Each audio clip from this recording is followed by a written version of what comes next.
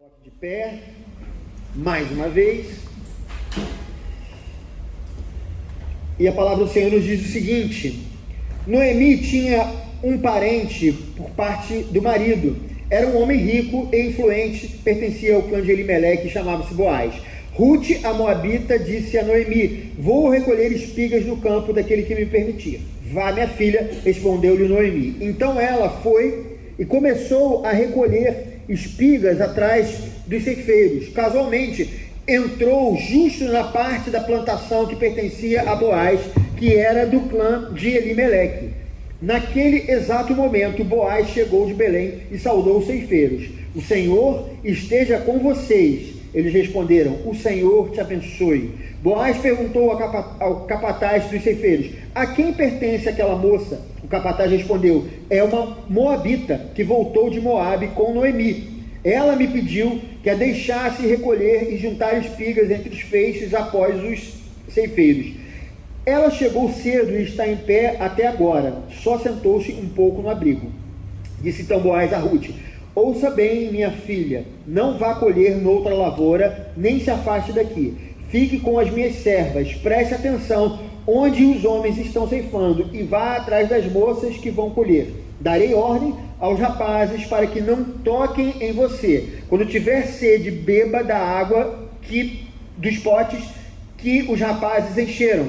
Ela inclinou-se e, prostrada com o rosto em terra, exclamou: por que achei favor aos seus olhos, ao ponto de o Senhor se importar comigo, uma estrangeira? Boaz respondeu: contaram-me tudo o que você tem feito por sua sogra, depois que você perdeu o seu marido, como deixou seu pai, sua mãe e a sua terra natal para viver com um povo que você não conhecia bem. O Senhor retribua a você o que você tem feito, que seja ricamente recompensada pelo Senhor, o Deus de Israel, sob cujas águas você veio buscar refúgio.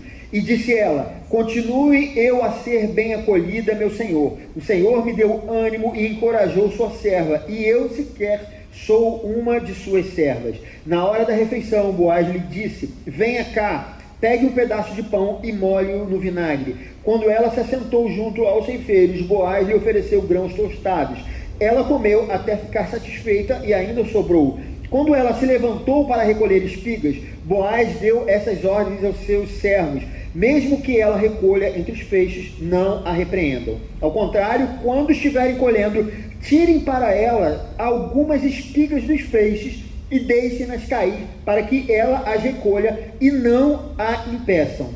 E assim Ruth colheu na lavoura até o entardecer. Depois debulhou o que tinha ajuntado, quase uma arroba de cevada. Carregou-a para o povoado, e sua sogra viu quando Ruth havia recolhido, quando ela lhe ofereceu o que havia sobrado da refeição.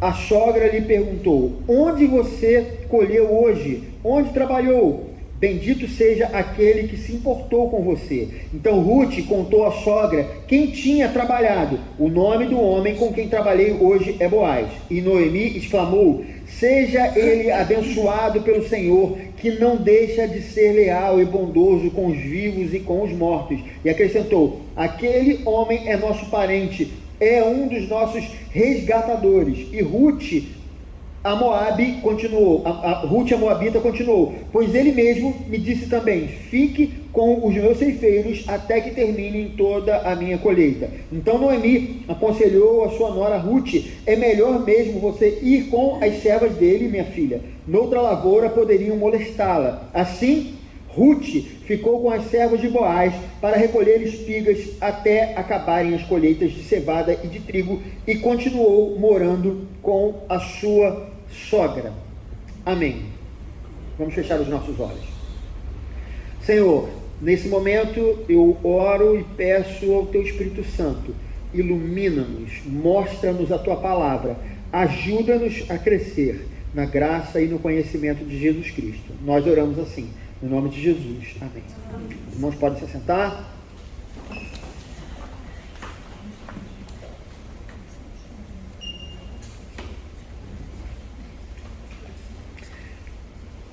Queridos,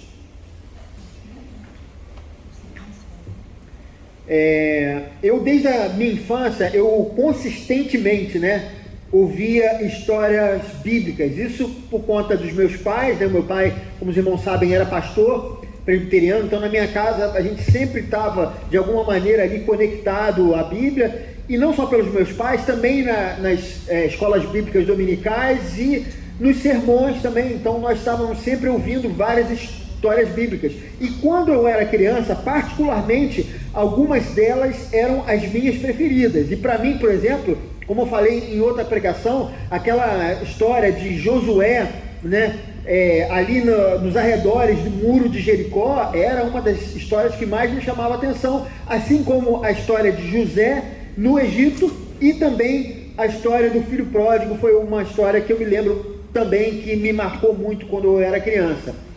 E depois que a gente cresce, outros textos eles vão se tornando os nossos preferidos, isso de acordo com as nossas experiências pessoais, com aquilo que a gente passa na vida, né?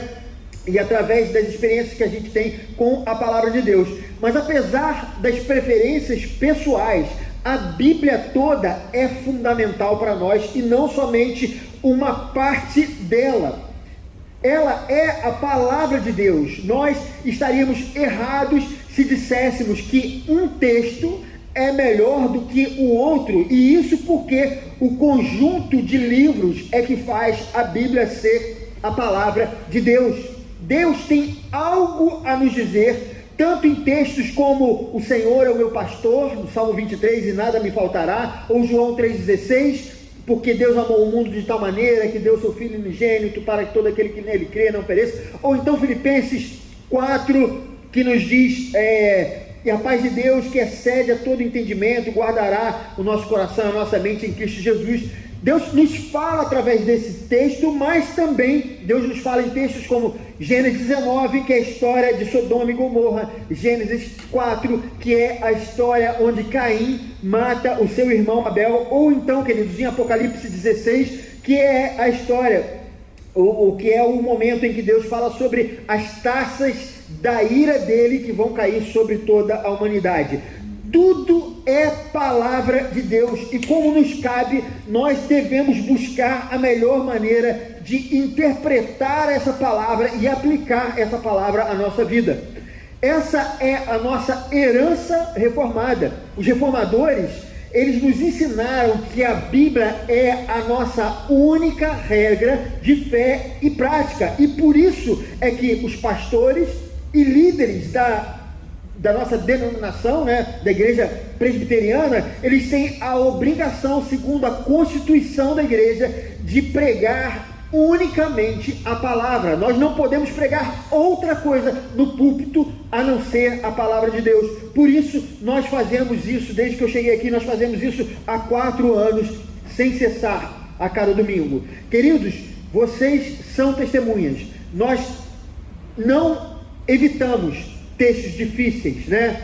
Qualquer texto da Bíblia, ele é relevante para nós aqui nesse púlpito. Pelo contrário, não há texto que não possa ser ensinado aos domingos aqui para a igreja. E por isso, queridos, Jefté, por exemplo, foi o escolhido da semana passada. A história do sacrifício de sua filha é o exemplo, né, de onde o homem pode chegar quando ele não tem o conhecimento de Deus. Por isso a gente precisa trazer como textos como esse aqui para o nosso púlpito. Se voltarmos um pouco na história, a gente vai ver, né, voltarmos um pouco desse tempo, tanto de Ruth quanto de Jefté, a gente vai ver ali no livro de Josué que o começo da história de Israel foi promissor. Israel havia entrado na terra prometida, eles estavam confiantes em Deus, Deus estava lhes dando grandes vitórias. Mas quando a gente vai para o livro de Juízes, a gente sente como se um balde de água fria tivesse caído sobre nós. Não demorou para que aquela geração seguinte que entrou na terra, ela fosse lentamente se distanciando da lei e da aliança. Em cada história que se sucedia, eles se aproximavam das mesmas iniquidades dos cananeus. E até quando nós chegamos no momento em que os israelitas, estavam exatamente como Sodoma e Gomorra, conforme no texto que nós lemos essa semana em Juízes capítulo 19. E nessa história, queridos, que nós vemos em Juízes 19, que é uma história um tanto quanto estranha, né, que está registrada ali nas Escrituras, nós vemos a importância dela para nós, e nós vemos que grandemente a frieza de Israel estava explícita, foi colocada ali nas Escrituras.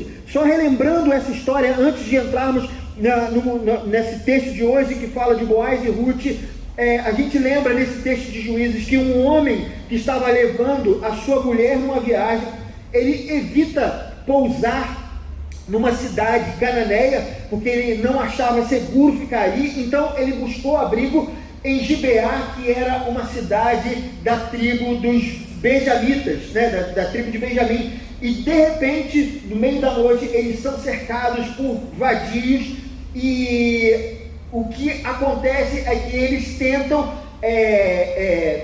cometer uma violência sexual naquelas pessoas, e o que aconteceu foi que aquela mulher que foi levada, que foi buscada pelo marido, né, aquela mulher desprotegida, foi entregue para a satisfação imorais daqueles homens que estavam na cidade de Gibeá.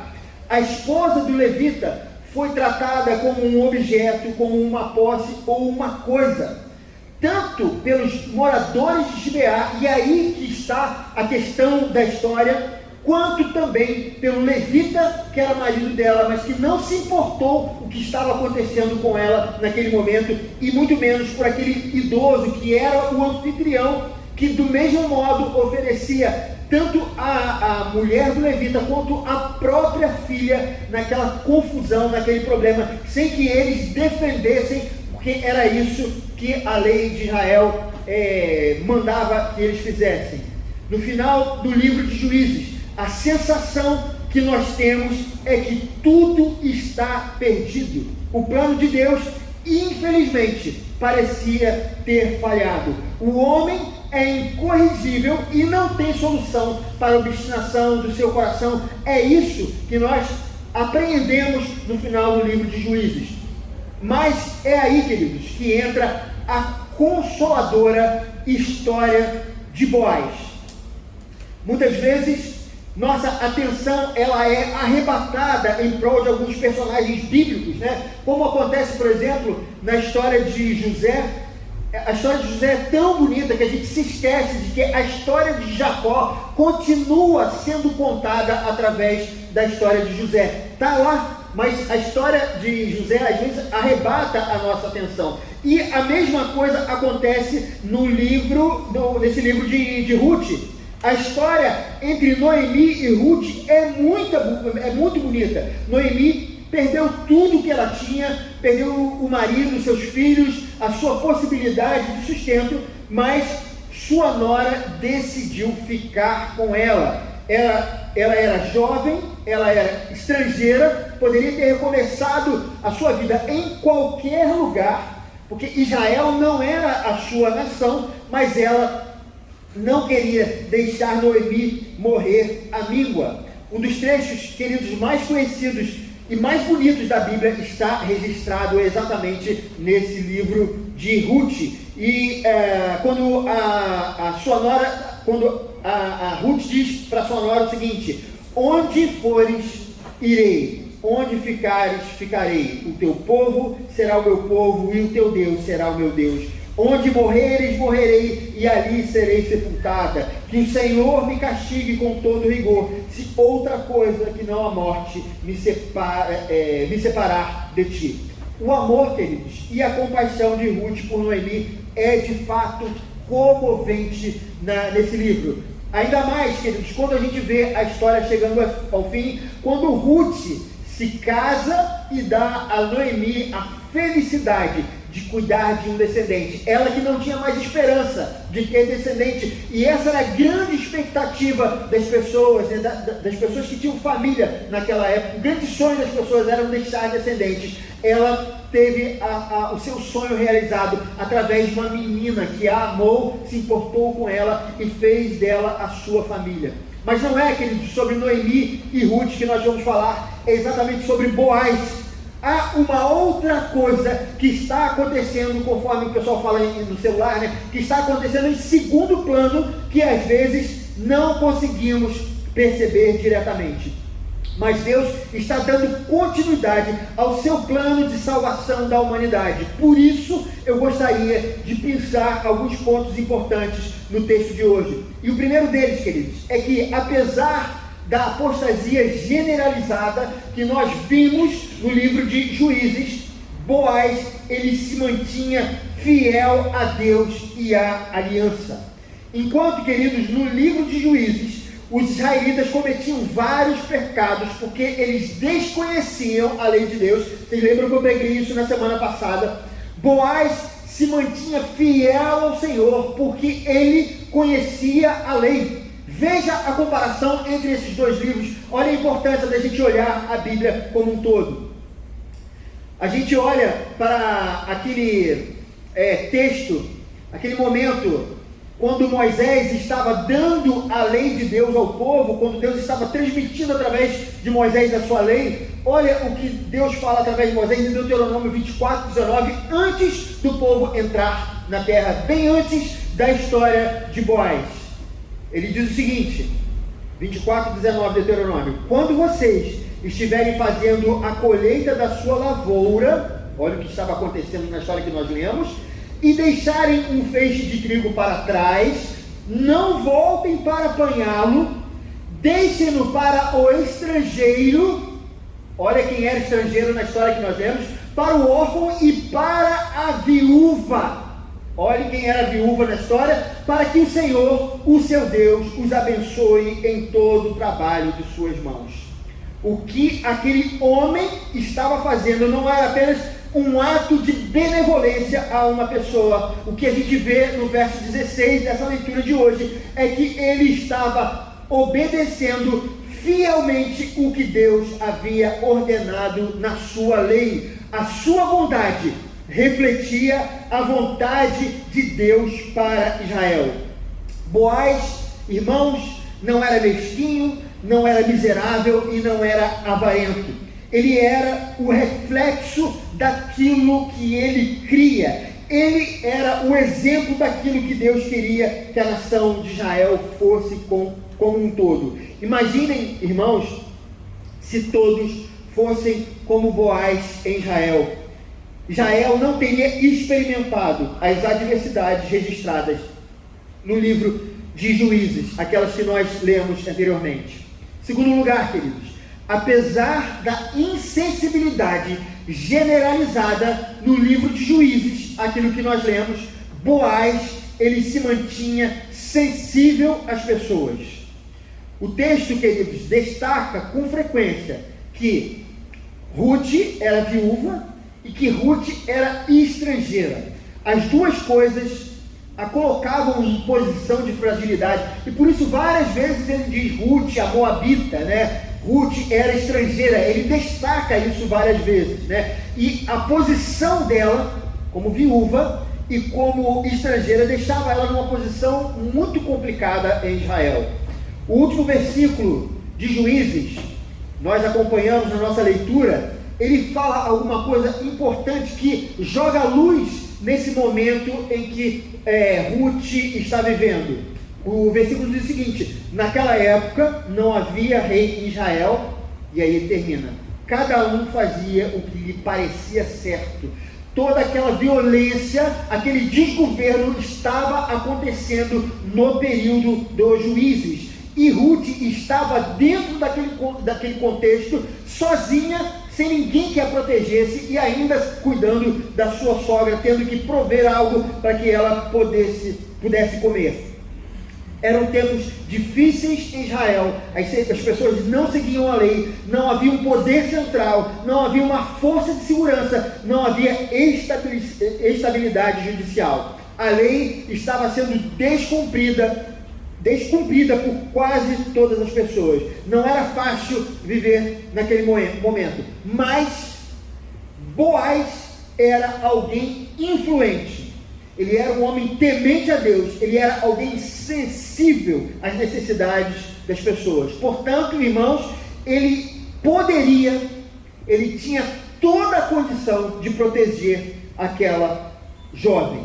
Ele deu ordens para que ninguém a tocasse, para que ela pudesse conviver tranquilamente no meio dos seus empregados, para que ela se alimentasse com eles e colhesse o quanto fosse necessário para o seu sustento. Apesar de rico e influente, Boaz conseguia se compadecer das pessoas que estavam ao seu redor. Em terceiro lugar, queridos, outra coisa que nós notamos: apesar da apostasia generalizada que a gente vê no livro de Juízes, Boaz era uma referência para o seu povo. A decadência moral em Juízes, ela é notória. A gente vê quando a gente lê aquele livro. Cada personagem que se sucede vai se tornando cada vez menos piedoso ou cada vez menos temente a Deus.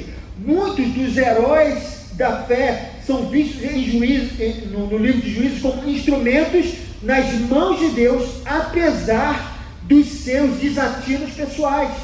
Eles, de fato, eles creram no Senhor, eles foram usados pelo Senhor, mas como a gente viu, como Jefté e outros, o próprio Sansão, eles estavam às vezes distantes daquilo que Deus queria que Israel fosse.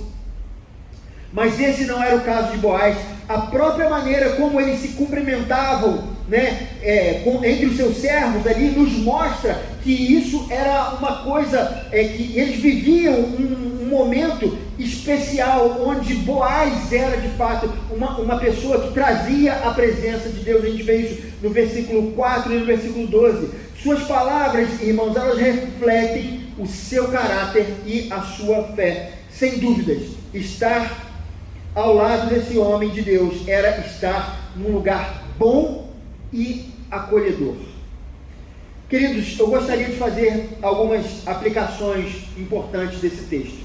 E a primeira coisa que eu disse para vocês foi que, apesar da apostasia generalizada, Boaz, ele se mantinha fiel a Deus e à aliança. Do mesmo modo, não importa o que as pessoas estão fazendo, nós precisamos continuar fiéis ao chamado de Deus.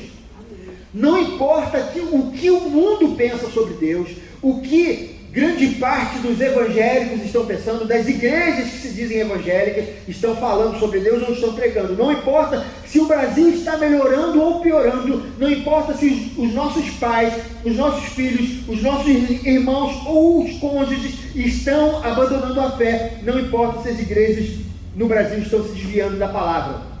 Boaz era um homem que seguia a lei no momento em que cada um fazia o que lhe parecia certo. Era isso que estava acontecendo no período de Juízes, era isso que estava acontecendo naquele período onde Boaz estava vivendo. Nós temos uma referência, nós temos um modelo. Não é pessoas, queridos. As pessoas, elas erram, elas são falhas, elas não são perfeitas. Mas a nossa referência é a Bíblia. Ela é a nossa única regra de fé e prática. Boaz é a forma das Escrituras nos ensinar que devemos permanecer fiéis ao seu ensino. Precisamos tomar cuidado com o efeito manada. Se as pessoas não estão dando exemplo, se por acaso é a presidência da república, o governador, um deputado que não está dando o exemplo, isso não importa para você ou para mim. Se não são os pastores das igrejas evangélicas que não estão dando o exemplo, isso não importa para mim. Se por acaso é o pastor de vocês que não está dando o exemplo, isso não vai importar para vocês, porque a Bíblia é a referência. Vocês, entendendo as Escrituras, precisam ser o exemplo que esse mundo precisa. Amém. Não dependa de alguém para ser um exemplo, dependa de você mesmo. O Espírito Santo ele está com você e a palavra de Deus está na sua vida. Precisamos tomar com esse efeito manada, queridos. Viver o Evangelho é negar-se a si mesmo, é passar pela porta estreita, é não fazer a sua própria vontade, mas a vontade do nosso Pai que está nos céus. Amém, Jesus. Glória a Deus. Segundo lugar, queridos, eu disse que apesar da insensibilidade generalizada do tempo de Juízes, Boaz se mantinha sensível às pessoas necessitadas. E do mesmo modo, Deus deseja que estejamos atentos à necessidade uns dos outros. Israel está vivendo no momento em que cada um vivia por si mesmo. O senso de irmandade ou fraternidade estava cada vez mais raro. Mas aquele homem de Deus estava atento às pessoas que estavam ao seu redor. E por isso ele se apiedou de Ruth, uma viúva, uma estrangeira, uma viúva, a pilha acabou, uma estrangeira, não tem problema, uma cuidadora. O objetivo da lei não era oprimir as pessoas, mas despertar nelas um cuidado mútuo. Em vários momentos, queridos, a lei, ela enfatizava o dever de respeitar a propriedade do próximo, o respeito à família do seu vizinho, a proteção dos estrangeiros, a responsabilidade com viúvas e os órfãos, e até mesmo, quando nós lemos ali as Escrituras, a gente se depara com um momento em que a Bíblia, a lei estava dizendo para que eles tivessem cuidado com um animal que aparecesse em sua propriedade, e se você não soubesse de quem era o animal, guarda o animal, coloca ele no lugar, dá alimento para o animal, espera alguém aparecer na sua fazenda, lá na sua propriedade, dizendo: olha, eu perdi um animal, e você pega, depois de ter cuidado, e entrega esse animal para ele. Veja como a lei de Deus era, não tinha esse negócio de achado não é roubado, como muitas vezes nós temos na nossa cultura. Era um cuidando dos outros. Olha que importante era a lei. Se Israel seguisse a lei, eles não precisariam de reis ou de qualquer outra coisa, porque um seria o cuidador do seu irmão. E parece que Boaz, irmãos, ele havia entendido a essência da lei. Ele sempre parece preocupado em fazer o que é certo. O Senhor não nos chamou para viver um evangelho individualizado. Somos chamados à comunhão, somos chamados ao cuidado mútuo. Precisamos entender que Deus habita em nós, e por isso, quando você cuida do seu irmão, é como se o próprio Deus estivesse cuidando dele. Quando você ouve o seu irmão, é como se o próprio Deus estivesse ouvindo ele. E quando você ajuda o seu irmão, é como se o próprio Deus o ajudasse. Em terceiro e último lugar, queridos, apesar da apostasia generalizada, como eu disse a vocês, e Boaz ser um exemplo para o seu povo, do mesmo modo, o nosso mundo está precisando também de exemplo. A pessoa de Boaz, queridos, ela nos comove. Que pessoa agradável, o modo como ele se dirige a Ruth, o modo como ele trata seus empregados, o carinho quando se refere a Noemi. Em nenhum momento Boaz ele é afobado, ele é leviano, ele demonstra desrespeito, e em nenhum momento ele demonstra falta de temor a Deus. Esse homem era um modelo quando faltavam exemplos em Israel. É só a gente se lembrar, por exemplo, da história que nós vamos ler mais à frente, em Samuel, a história de Eli e dos seus filhos. Eles deveriam ser um exemplo para Israel, porque eles eram sacerdotes, mas na verdade eles denegriam o nome do Senhor, e eles mesmos descumpriam a lei do Senhor por conta da maldade, do pecado que havia em seus corações. Todos nós fomos chamados para uma missão. Todos nós fomos chamados para agir na terra como representantes do reino de Deus. todos são chamados para representar Jesus aqui na terra. O Senhor não deseja que sejamos mais do mesmo. Se é para ferir alguém, que não seja você, porque há muitas pessoas ferindo umas às outras. Se é para difamar o seu vizinho, que não seja você, porque muitos têm difamado uns aos outros. Se é para lesar aqueles que estão em necessidade, que não seja com você, porque há muitos que têm lesado as pessoas, os mais pobres e os mais necessitados, inclusive os políticos. Por isso nós precisamos orar pelo nosso voto, para que o Senhor nos indique a melhor pessoa possível para a gente votar.